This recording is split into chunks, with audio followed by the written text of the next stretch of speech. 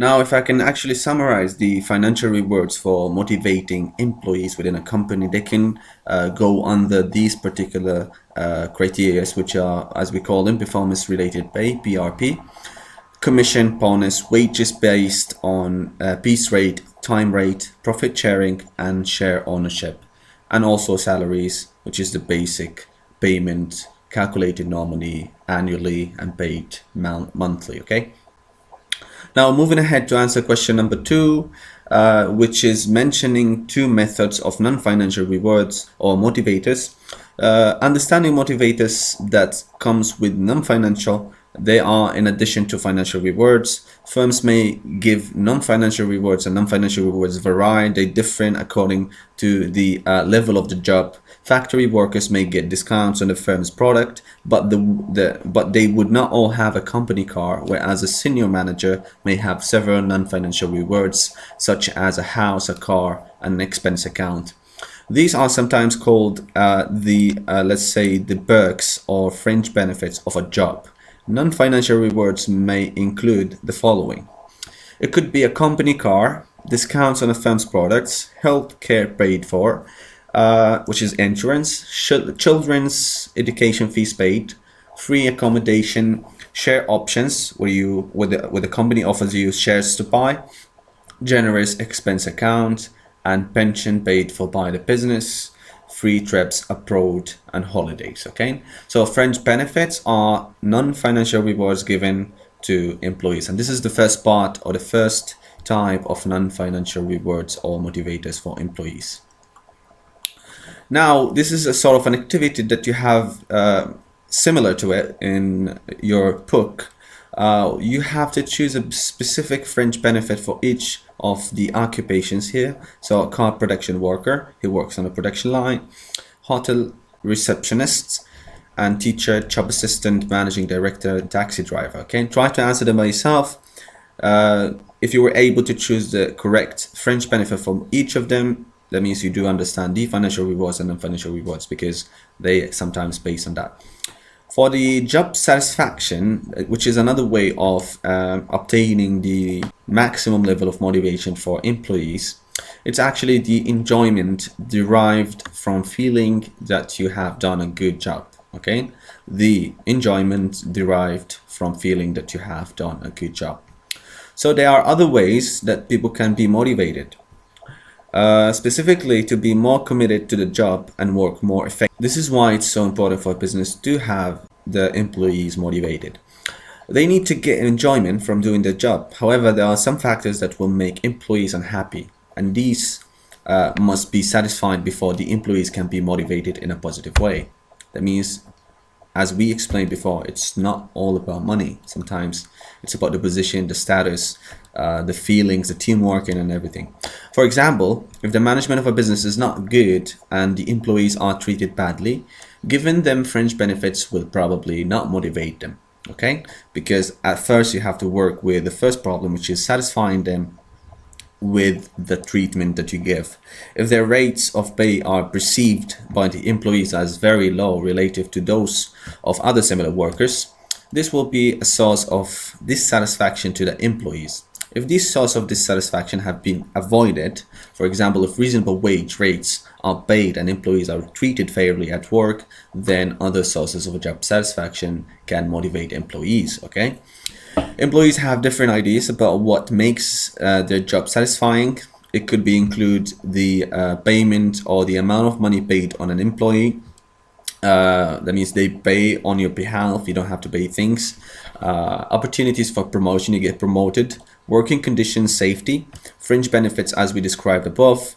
The way that the employee is managed or treated, working hours, colleagues, the working environment, the nature of the work itself, level of responsibility. Maybe some employees would love to have more responsibility in the job, and others will retain that they stay at a very safe level where they just get the orders or the decisions and they just perform it.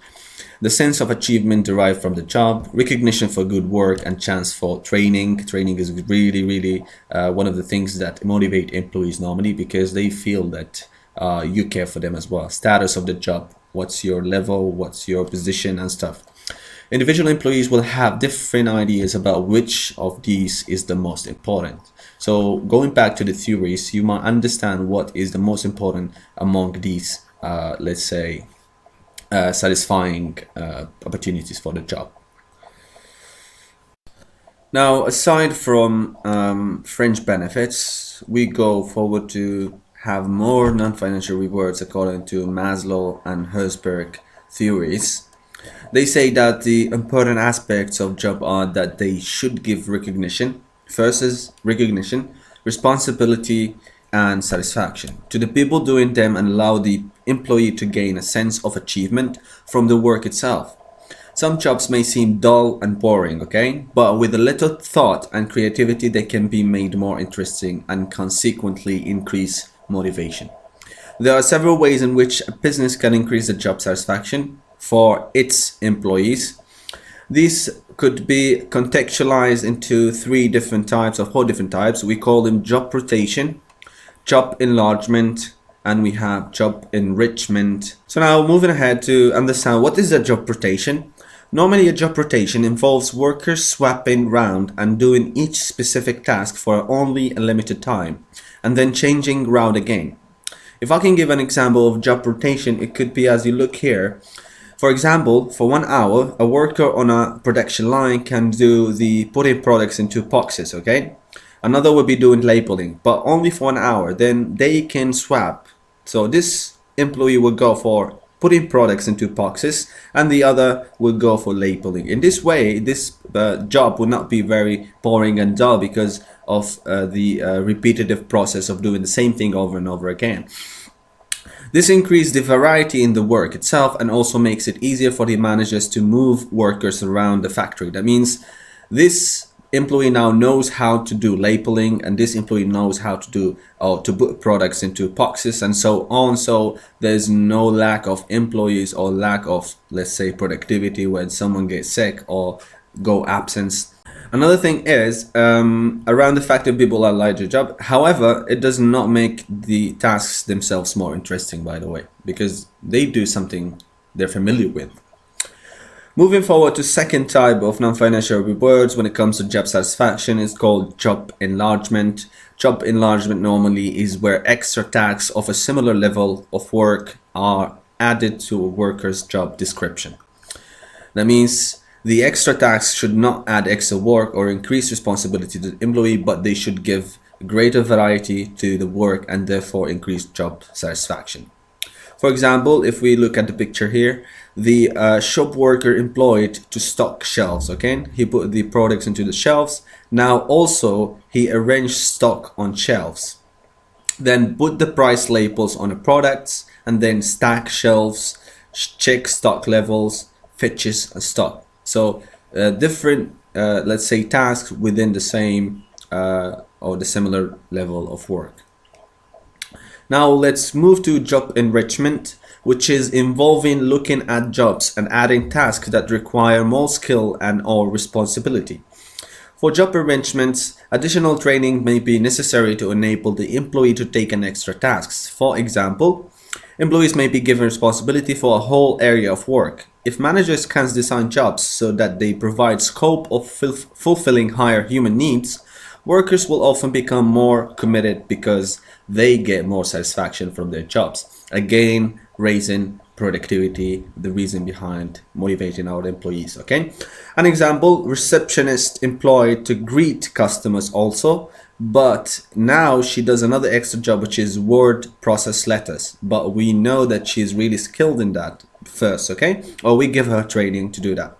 Now she does the same, another job, which is deals with the telephone inquiries. Training will be needed. Receptionists will need to know about products sold in order to deal with the inquiries, because at the first level, when she works as a receptionist, she didn't really have a great knowledge about the products and how the process goes of selling and buying, producing, and so on. She only had one job, which is greet customers. Now she actually takes orders, the last task. So this is what we call job enrichment, okay? If I go to the summary of the motivator factors at all levels, okay? Motivation factors at all levels. These are everything, guys, okay? Every single things. The satisfaction, the satisfactory motivators, the fringe benefits. We have fringe benefits, holidays, prestige and recognition, chance to use creativity, chance to take responsibility, independence, chance of promotion, tasks which provide a sense of achievement, interesting and stimulating tasks, working with colleagues who are friendly, job security, a clean and safe environment, a reasonable level of pay, okay? If you want to revise what we just took right now, you can have a look at these types of questions as an extra information, as a knowledge check for you to know whether you'll be able to answer based on the people and business topic in chapter 2. Okay, so we have different questions, try to answer them. They're not really hard. For the first question, for example, what's meant by piece rate? 2 examples of fringe benefits. Identify and explain 2 reasons why employees might leave their job at a furniture company. For example, maybe the safety, maybe the machines, maybe the salary, maybe the treatment. It could be anything from your own perspective or from your own point of view. Just tell me what you think. Identify and explain 2 ways Joe can improve the job satisfaction, and so on and so on, okay? So these are the questions for the based on exam stars questions.